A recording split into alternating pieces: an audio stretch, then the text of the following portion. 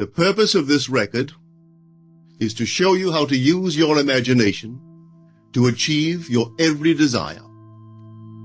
Most men are totally unaware of the creative power of imagination and invariably bow before the dictates of facts and accepts life on the basis of the world without. But when you discover this creative power within yourself, you will boldly assert the supremacy of imagination and put all things in subjection to it. When the man speaks of God in man, he is totally unaware that this power called God in man is man's imagination. This is the creative power in man. There is nothing under heaven that is not plastic as potter's clay to the touch of the shaping spirit of imagination. Once a man said to me, "You know, Neville, I love to listen to you talk about imagination. But as I do so, I invariably touch the chair with my fingers and push my feet into the rug, just to keep my sense of the reality and the profundity of things." Well, undoubtedly he is still touching the chair with his fingers and pushing his feet into the rug. But now let me tell you another one who didn't touch with her fingers and didn't push that foot of hers onto the board of the streetcar. It's the story of a young girl, just turned 17. It was Christmas Eve, and she is sad of heart. For that year, she had lost her father in an accident, and she's returning home to what seemed to be an empty house. She was untrained to do anything, so got herself a job as a waitress. This night is quite late, Christmas Eve. It's raining. The car is full of laughing boys and girls home for their Christmas vacation. And she couldn't conceal the tears. Luckily for her, as I said, it was raining.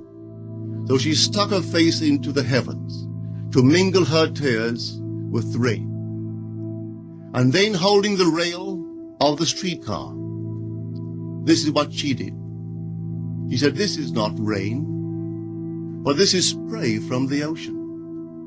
And this is not the salt of tears that I taste, but this is the salt of the sea in the wind. And this is not San Diego. This is a ship, and I'm coming into the Bay of Samoa." And there she felt the reality of all that she had imagined. Then came the end of the journey, and all are out. 10 days later, this girl received a letter from a firm in Chicago saying that her aunt, several years before, when she sailed for Europe, deposited with them $3,000 with instructions that if she did not return to America, this money should be paid to her niece. They had just received information of the aunt's death and were now acting upon her instructions. 1 month later, this girl sailed for Samoa. As she came into the bay, it was late that night, and there was salt of the sea in the wind. It wasn't raining, but there was spray in the air, and she actually felt what she felt 1 month before, only this time she had realized her objective. Now this whole record is technique.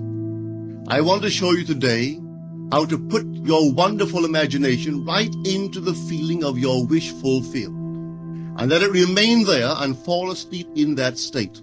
And I promise you from my own experience, you will realize the state in which you sleep if you could actually feel yourself right into the situation of your fulfilled desire and continue therein until you fall asleep. As you feel yourself right into it, remain in it until you give it all the tones of reality, until you give it all the sensory vividness of reality. As you do it, in that state, quietly fall into sleep. And in a way you will never know, you could never consciously devise the means that will be employed, you will find yourself moving across a series of events leading you towards the objective realization of this state. Now here is a practical technique. The first thing you do, you must know exactly what you want in this world.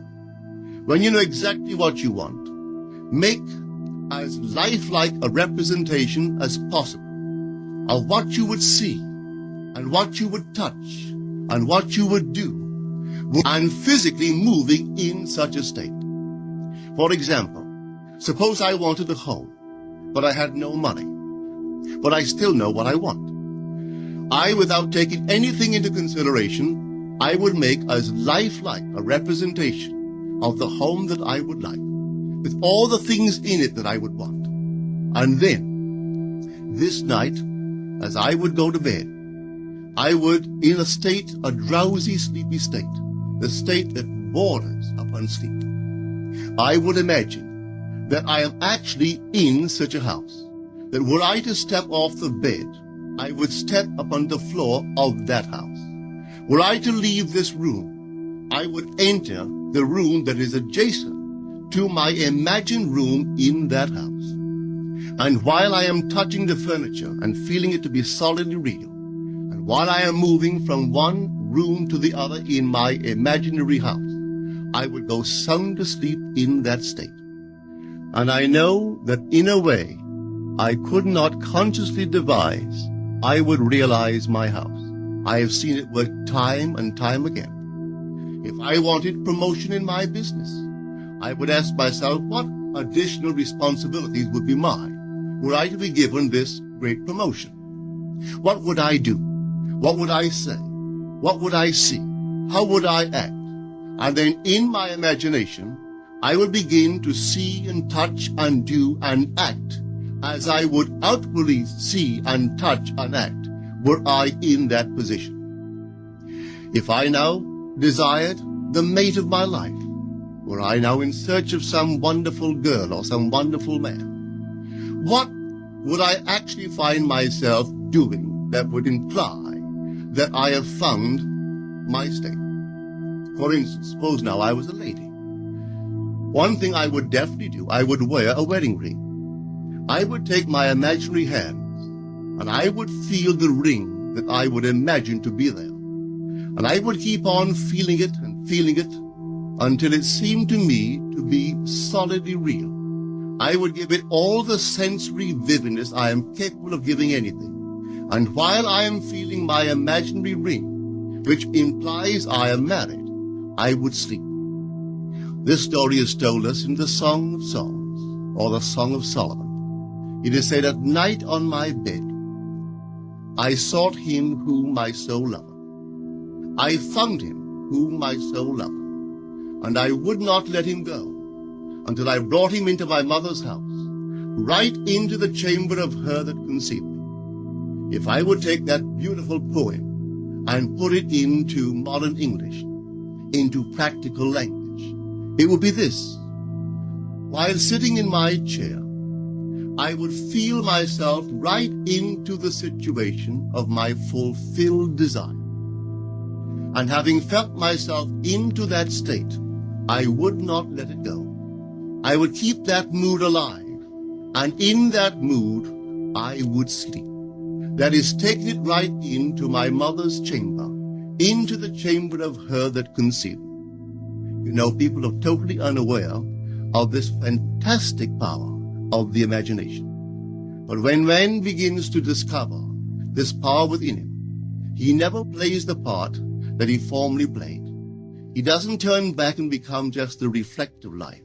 From here on in, he is the affecter of life. The secret of it is to center your imagination in the feeling of the wish fulfilled and remain therein. For in our capacity to live in the feeling of the wish fulfilled lies our capacity to live the more abundant life.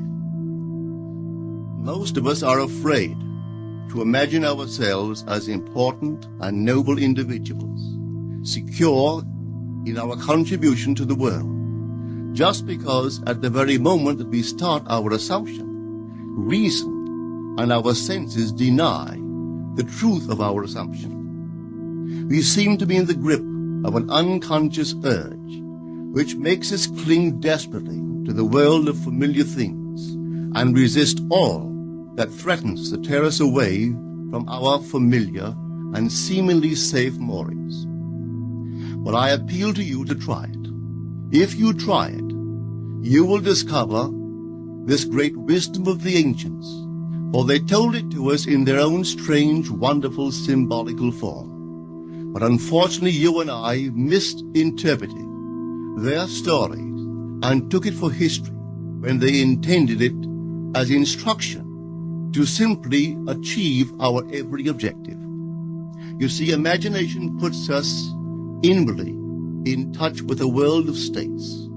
These states are existent, they are present now, but they are mere possibilities while we think of them. But they become overpoweringly real when we think from them and dwell in them. You know, there's a wide difference between thinking of what you want in this world and thinking from what you want.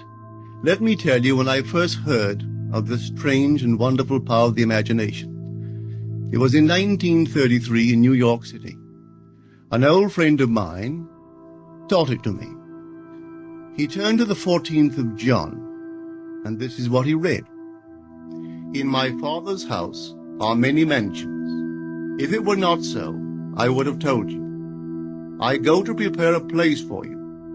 And if I go and prepare a place for you, I will come again and receive you unto myself, that where I am, there ye may be also. He explained to me that this central character of the Gospels was human imagination. That mansion was not a place in some heavenly house, but simply my desire. If I would make a living representation of the state desired, and then enter that state and abide in that state, I would realize. At the time, I wanted to make a trip to the island of Barbados in the West Indies, but I had no money. He explained to me that if I would that night, as I slept in New York City, assume that I was sleeping in my earthly father's house in Barbados, and go sound asleep in that state, that I would realize my trip. Well, I took him at his word and tried it. For 1 month, night after night, as I fell asleep, I assumed I was sleeping in my father's home in Barbados. At the end of my month, an invitation from my family came, inviting me to spend the winter in Barbados. I sailed for Barbados the early part of December of that year. From then on, I knew I had found this Savior in myself. The old man told me that it would never fail. Even after it happened, I could hardly believe that it would not have happened anyway. That's how strange this whole thing is. On reflection, it happens so naturally. You begin to feel or to tell yourself, well, it would have happened anyway. And you quickly recover from this wonderful experience of yours. It never failed me if I would give the mood, the imagined mood, sensory vividness. I could tell you unnumbered case histories to show you how it works. But in essence, it's simple. You simply know what you want. When you know what you want, you are thinking of it. That is not enough. You must now begin to think from it. Well, how could I think from it? I am sitting here, and I desire to be elsewhere. How could I, while sitting here physically, put myself in imagination at a point in space removed from this room and make that real to me? Quite easily. My imagination puts me in touch inwardly with that state. I imagine that I am actually where I desire to be. Now, can I tell that I am there? There is only one way to prove that I am there. For what a man sees when he describes his world is as he describes it relative to himself. So what the world looks like depends entirely upon where I stand when I make my observation. So if, as I describe my world, it is related to that point in space I imagine that I am occupying, then I must be there. I am not there physically, no, but I am there in my imagination. and my imagination is my real self. And where I go in imagination and make it real, there I shall go in the flesh also. When in that state I fall asleep, it is done. I have never seen it fail. So this is the simple technique on how to use your imagination to realize your every objective. Here is a very healthy and productive exercise for the imagination. Something that you should do daily. Daily relive the day as you wish you had lived it, revising the scenes to make them conform to your ideals. For instance, suppose the day's mail brought disappointing news. Revise the letter. Mentally rewrite it and make it conform to the news you wish you had received. Or suppose you didn't get the letter you wish you had received. Write yourself the letter and imagine that you received such a letter. Let me tell you a story that took place in New York not very long ago. In my audience sat this lady who had heard me numberless times. I was telling the story of revision.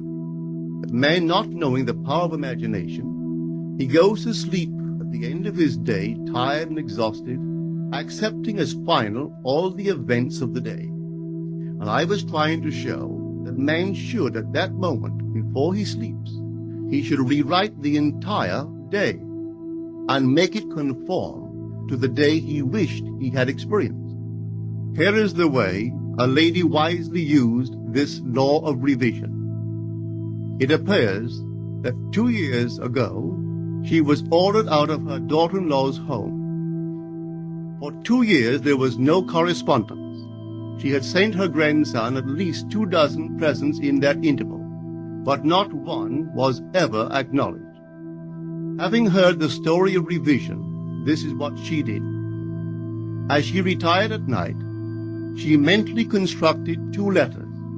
One she imagined coming from her grandson, and the other from her daughter-in-law.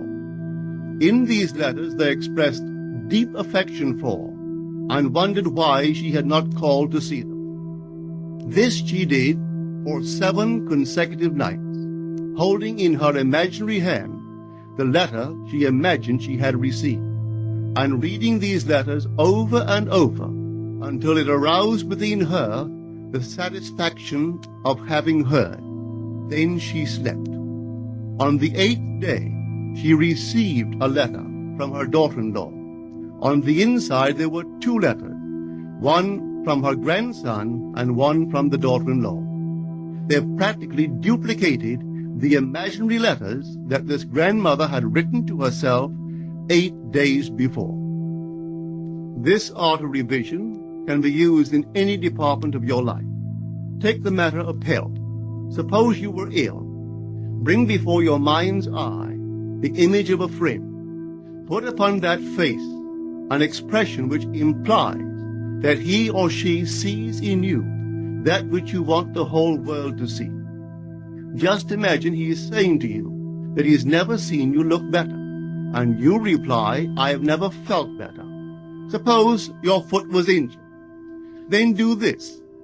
Construct mentally a drama which implies that you are walking, that you're doing all the things that you would do if the foot was normal, and do it over and over and over until it takes on the tones of reality. Whenever you do in your imagination that which you would like to do in the outer world, that you will do in the outer world.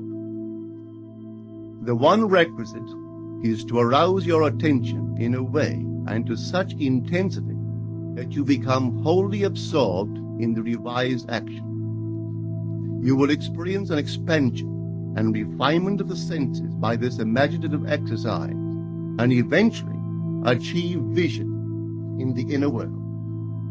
The abundant life promised us is ours to enjoy now, but not until we have the sense of the Creator as our imagination can we experience it. Persistent imagination, centered in the feeling of the wish fulfilled, is the secret of all successful operations. This alone is the means of fulfilling the intention. every stage of man's progress is made by the conscious, voluntary exercise of the imagination. Then you will understand why all poets have stressed the importance of controlled, vivid imagination. Listen to this one by the great William Blake. In your own bosom you bear your heaven and earth, and all you behold, though it appears without, it is within, in your imagination, of which this world of mortality is but a shadow. Try it, and you too will prove that your imagination is the creator.